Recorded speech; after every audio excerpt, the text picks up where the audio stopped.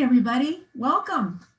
Well, this is an innovation lab, making sure that you're in the right room. We're going to be talking about, is the pandemic the catalyst that pushes mobility technology across the adoption gap? I'm Cindy Campbell with IPMI, and it is my sincere pleasure to introduce our speaker for this session, Sonny Samra. Sonny is the sales director with PayByPhone. There's a tongue tire there. He joined PayByPhone with a strong background in information technology and service, where he worked as director of growth for a software as a service financial technology company. Against the backdrop and with his enthusiasm for innovation, experience in global sales and growth and strategy roles, Sonny brings to bear his passion for technology enablement in his current role. Sonny holds an MBA from Simon Fraser University, Beadle School of Business in British Columbia, and 2 bachelor's degrees from the University of Victoria, British Columbia. I've had the good fortune of getting to know Sonny a little bit better, and I think you're really going to enjoy this session. Sonny, with that, I turn this over to you. Thanks, Cindy, and I appreciate the the warm words there.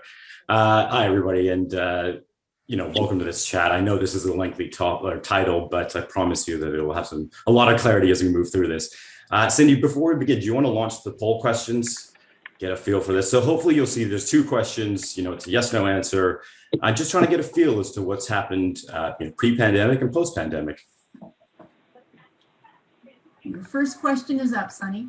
Yeah, and I'm seeing pretty rapid numbers fairly quickly already, highlighting that a lot of use in mobile payments that they've tried in before. It's terrific. And we'll give it just a few more seconds for everybody to have a chance to respond to this first poll.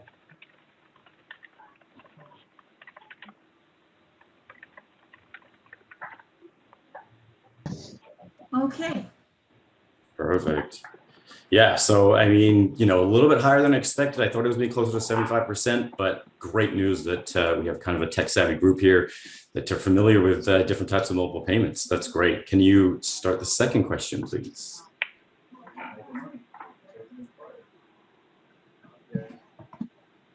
Go.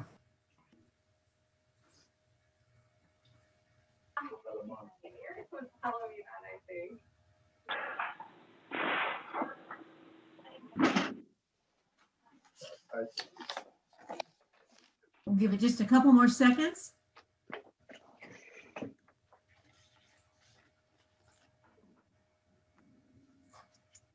Okay, I'm going to go ahead and end the polling then, Sonny.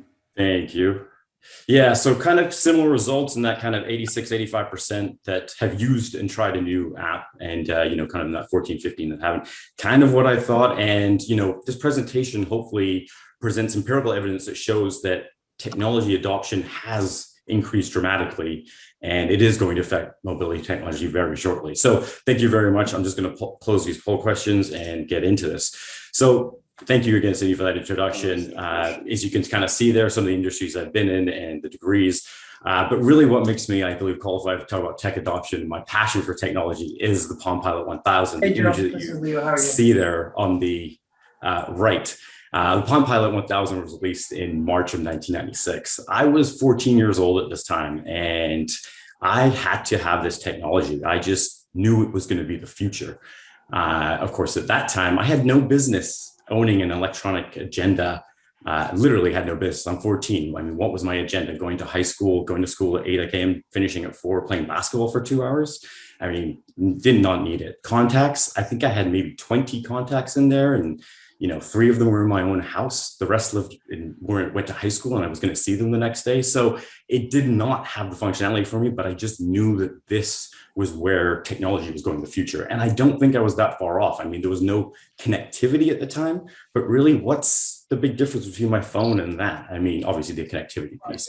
So a little bit about myself, but let's get into this. As you see the title there at the bottom of the slide, it says, the pandemic is a catalyst that pushes mobility technology across the adoption gap. So I want to, talk about what this adoption curve is, this framework, what the gap is, or also called a chasm, then talk about the pandemic and talk about what has happened to a technology adoption, not only in the globe, but in the US specifically, and then the future of MaaS.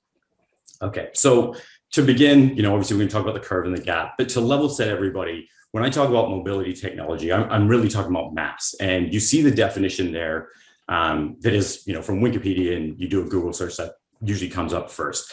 I want to kind of zoom out a little bit and take more of kind of an aerial approach of this, that it's a shift towards mobility services provided through digital channels. That's it. I know it's quite broad, but for the purpose of this presentation, if there's a mobility service and it's offered through a digital channel, consider it MaaS, consider it mobile technology for this. And I'm going to use the word technology and innovation kind of synonymously, interchangeably for the purpose of this presentation.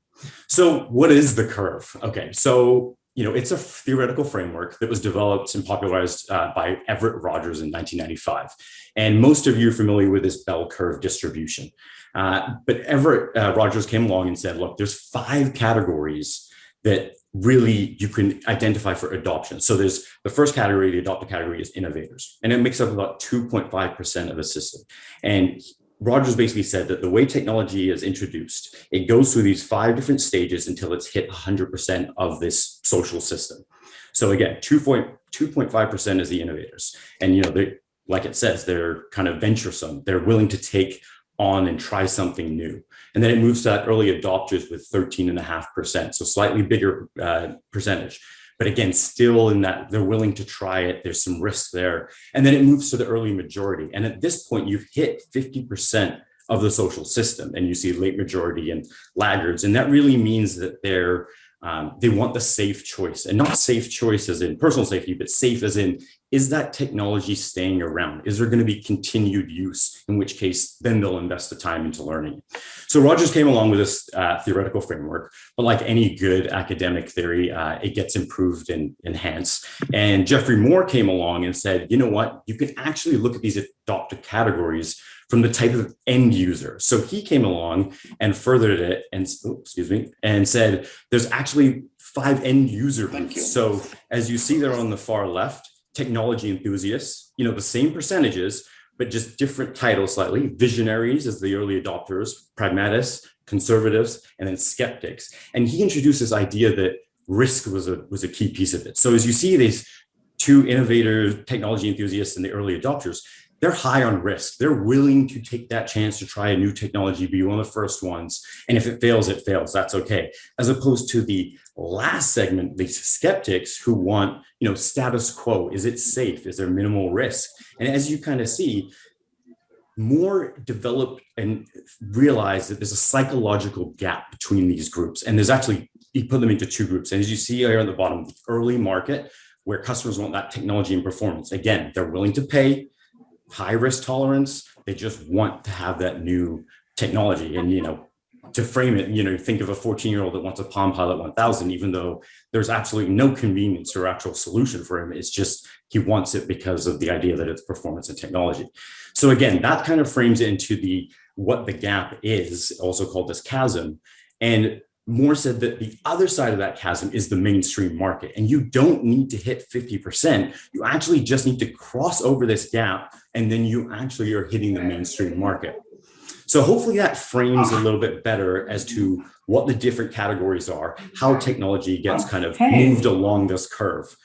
I'm going to just move along now to some specific examples that hopefully frame this even, clearer. So to benchmark this, to look at different brands and whatnot, if we start from the far right, you see those skeptics, right? I don't think I need to talk about what those 4 brands are there, Facebook, iPhone, Android, email.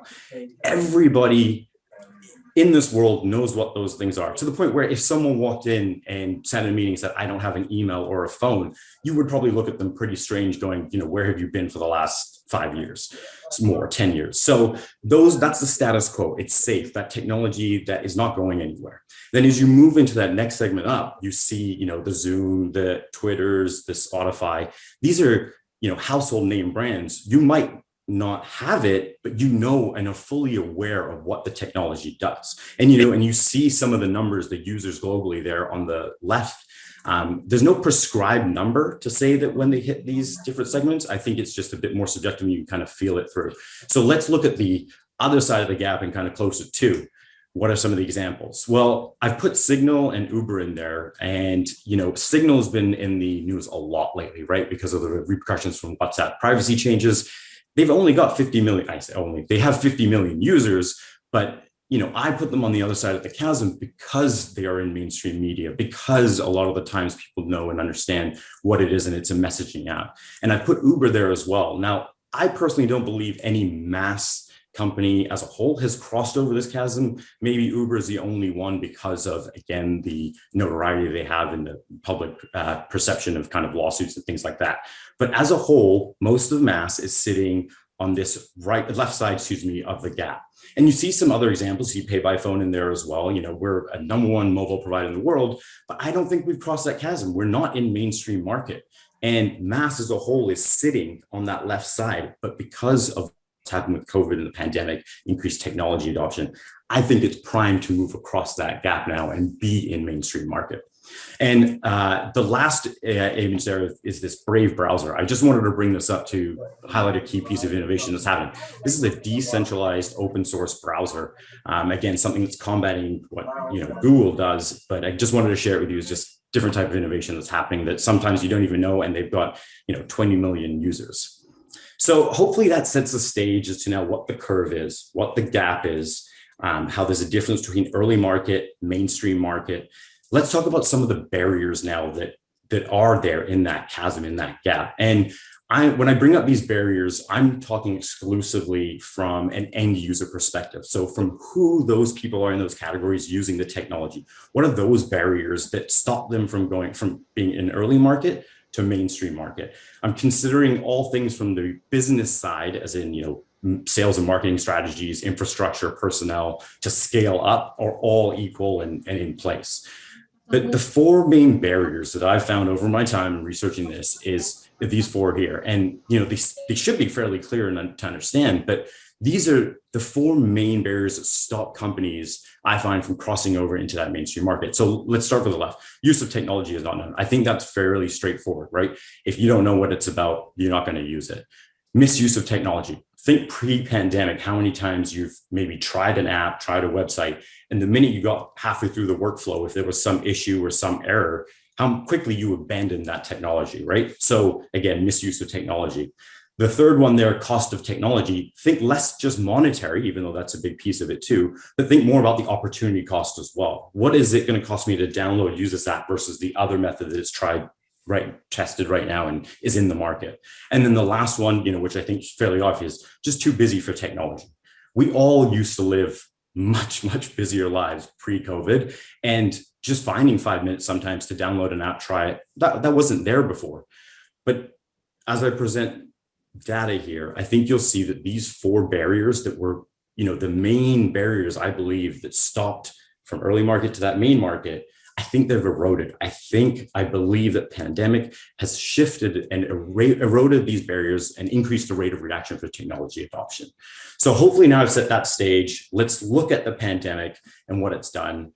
I hope I can stress this enough that I do not mean to make light of the situation of the pandemic or what COVID's happened. I've had everybody in my immediate family get it, best friends. So, I hope that it's clear that I do not mean to make light of a, very terrible situation, but there is a silver lining, and that is that technology adoption has gone through the roof. So as I show you this image right here, as you can see, it shows June 2017, May 2018. Yeah, wow is right.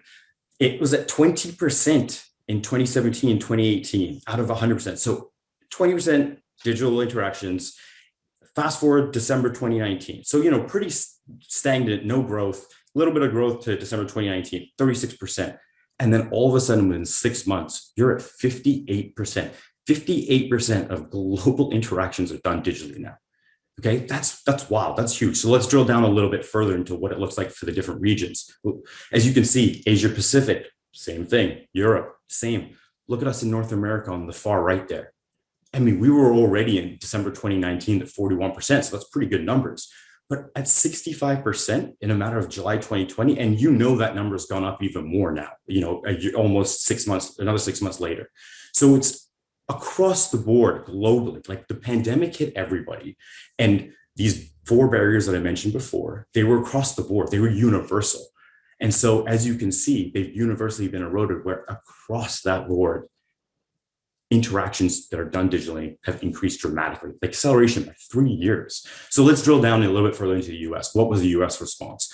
So again, focus a little bit on the left here. Look at groceries. Groceries had 100% growth.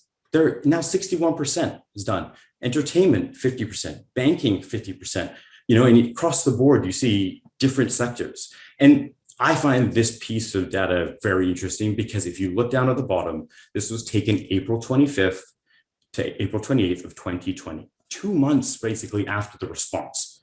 So these numbers are going much higher, or it's definitely led to believe. So obviously the one key sector missing here is mobility, and we're not allowed to move, but once we are, I have zero doubt that we are going to be just there too with showing this massive increase in digital usage. Okay, so hopefully that makes sense now as to there's the data that shows these barriers are being removed and people are not scared of it. And that's exactly my point. These barriers ultimately led to a fear of technology. Whether you're too busy, whether you don't have the time for it, whether you don't really want to look at how much energy and focus it takes to use it, whether you want to give it a couple tries or not. Those were all eroded because of the pandemic. We all of a sudden had more time. All of a sudden we had more over tolerance. We didn't have another alternative to seeing people, so we had to try video chats. All of a sudden, these barriers that really inhibited mainstream growth were gone. And, I want to show a real life example, and, there is no better one than one that we're all familiar with because we're using it right now, and that's Zoom. Look on the left of that curve. Zoom in February 12th, 2020, almost a year ago, had 12 million users, 12 million. Fast forward 1 year later, and there are over 300 million users. That is insane growth. Well, what happened? They didn't change their product. Their core services stayed the same. Their marketing and sales strategy didn't change. So what was different? Well, it's plain and simple. All of a sudden, the end user, the people actually in those different adoption groups, those barriers were removed. All of a sudden, you had time to try Zoom and video chat. All of a sudden, the cost of doing that versus seeing someone in person, well, that wasn't there. You didn't have a choice. Misuse of the technology, well, you heard it here today earlier where some people are, let's get ready. We're used to the fact that this might have interruptions now, but it's okay. We'll try it again. And of course, use of technology is not known. I mean, you're around more, right? You understand what technologies are. You hear more things and you're willing to be more open to it. But I hope it paints this picture that consumer behavior has changed and fear is no longer there when it comes to technologies and people's appetite to try it. So hopefully that's framing the idea of kind of what's happened to the pandemic has done for technology adoption, in different regions, but especially here in what it's done in North America. So, okay, let's kind of bring it back to the future of MaaS and what we're all talking about here. I think it's very, very clear that the priorities, the incentives of why we move around have shifted. They have definitely risk of infection, obviously top of mind. I can't claim to know how long this is going to last or what the end result will be and how specifics of mobility will change. I don't think anybody really can. I think they've just, it's something that's evolving and we're learning to adapt to it. I think it's very clear, though, that every single financial pundit, Bloomberg to Berkshire Hathaway, they all see huge growth in MaaS and not predictions. I mean, this is value. This is what they see it going. And I actually believe this is slightly undervalued, but $280 billion. I mean, that is some big numbers, right? 23% compound growth over and over. That's big. So, I hope it's clear that user behavior has changed. Their fears aren't there anymore. Everybody is primed for when mobility technology takes off and is in the mainstream. So, we're an innovation lab. Let's look at some specifics of innovation that's happening right now in mobility. And these are the things that just caught my eye. I mean, there's tons of examples of what's going on. This, innovation doesn't end. But some of the key things that I found were the solid state LiDAR, light detection and machine learning, right? Using those algorithms to enhance the autonomous learning. So SOS Lab won the CS 2021 award, and they're doing work on autonomous vehicles. Mobileye partnered with Intel, right? Like huge names in IT information. And they're partnered up to do better sensors so that they have more accurate and cheaper. 5G, I mean, we all hear about the connectivity piece, right? Qualcomm has agreed and guaranteed that they're going to put their platforms into all cars by 2023 there. Apple, who recently settled a lawsuit with Qualcomm to use their 5G, is now developing their own 6G, of course, to keep it in-house. So again, connectivity piece, it's just going to keep evolving. In vehicles, I don't know if you guys have seen the local ads or the ads that are on TV these days, but GM's making a big push into the electrification, right? 30 different models coming out by 2025. So, in Apple Car, there's been rumors of their autonomous vehicles. So these are the things for sure that are definitely going to push, mixed in with the fact that fears are eroded, that push it to the mainstream market.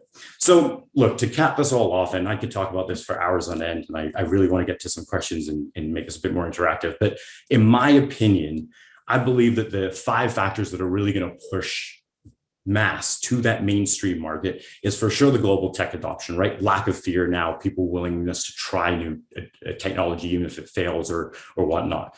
Smartphone accessibility. Android has already announced that they're going to have Qualcomm's going to put the lowest chip with their 5G, and Android's going to release a $100 smartphone. So basically, it's going to be across the globe, you're going to be able to afford it. I mean, there's already 2 billion Android users. Soon that's going to be, even more saturated to plus, 5 billion or something like that with all the iPhone users as well. I talked about the connectivity in the 5G piece. As that enhances, as more we are connected, you're going to do things like edge computing, which will increase, the efficiency. Again, LiDAR, machine learning, AI improvements, this is a field that's constantly growing and evolving. Machine learning as it goes from supervised to unsupervised, as we get from, narrow intelligence to general intelligence, which makes it even smarter. I mean, this is just going to be affecting our field the most, in my opinion. And of course, electrification, where cars lead to smarter connectivity. So hopefully that kind of caps what the technology curve is. Where we lie on it right now as MaaS as a whole, some of the players like Uber that may have crossed over and why, some of the barriers that, inhibited in the past why a company couldn't get to mainstream market, and then where MaaS is going and some of the factors that are really pushing it to that mainstream. Thank you very much for the time. I really appreciate it. Like I said, I could talk for hours on this, but I really would rather have some dialogue and Q&A.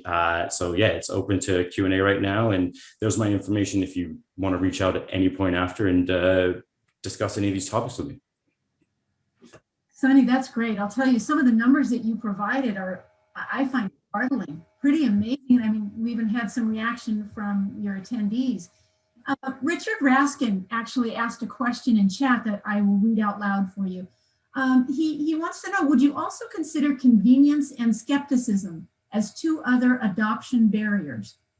Yeah, hugely. And convenience isn't so much a barrier per se, because those 4 barriers I mentioned, if you get to that, usually means that the app has a level of convenience. And when there's convenience, I mean, humans inherently, right? Like, the reason why we innovate is because we want to find an easier, quicker way to do things. We've invented bridges because we didn't want to walk around. That is continuous. So we will always, and I don't want to pull up the curve again, but that convenience P, absolutely huge. And once we have it, we refuse to let go of it. So yeah, great question. Great, yeah. So that was the only question there were, but again, based on your statistics provided, there were a lot of folks that were surprised. Yeah, and it was easy to find this data because it's so much out there. McKinsey, KPMG, they do a lot of work right now on mobility because they know it's an industry that is primed for massive success and growth. I will say that if you're a city, if you're an operator, if you're a university, if you're somebody that's bringing in the technology to present to the public, your problem might be square and the technology solution might be circular, and you're still going to have some gaps. That's just always going to be the case. You're never going to find something usually that's 100% effective. So, don't be scared of that. Start looking at what the technology is that will allow you to connect better with the public. Terrific. Well, thank you, Sonny, so much. And if anybody has time for one additional question, I didn't mean to squash conversation, but if you have a question that you would like to pose for Sonny right now, would be the time. And Sonny, while they are considering if they would like to include a question in this, any final thoughts on this topic? I think just the idea that if you thought that there's still this perception that users are scared of technology, of apps, of trying it, guys, that is definitely wrong. They are not scared anymore. I hopefully demonstrated and showed that one, for the number of digital interactions, but just generally, think about it. Think about your neighbors, think about people who are inherently maybe resistant to try. I'm sure they're all using apps. My litmus test is always my parents. They don't, but they are using apps fully, and using technology to kind of bridge this gap during COVID when we can't travel, we can't see people. So again, user behavior has changed, and as a result, they're not scared of technology as what they used to be 6 months ago, a year ago. Generationally, and I think I can speak probably very close to what your parents are going through. Generationally, it's always been intimidating, but the pandemic, right, and not to make light of it because it's definitely not, but definitely has provided an opportunity for those of us less comfortable with technology to give it a try. And this is amazing. Sure. Sonny, no additional questions in chat. Well, I'll take that as a sign as that the information was super clear and concise. So nope. Thanks. I did have one inquiry about your slides. If you're interested in getting an actual copy of the slides, please email Sonny directly. You see his email there on the screen, or connect with him on LinkedIn. And otherwise you will have access to a recording of this session as an attendee of the summit. I want to let you know that we do have sessions after this. We have the next one starting at 3:15 Eastern, and you can find the links to the next sessions in the program guide, just like you found it for this one. Sonny, again, thank you. Your folks are very appreciative. Your attendees are very appreciative of the information you've provided. I thank you so much, Cindy and IPMI, for allowing me to present. Again, I hope everybody kind of found that somewhat interesting, and happy to take any questions after, or just general conversation around technology. Like I said, I'm a bit of a fan of tech. We can tell, and this is great. Awesome. I hope everybody has a great rest of the conference. Thank you so much. Bye-bye. Everybody.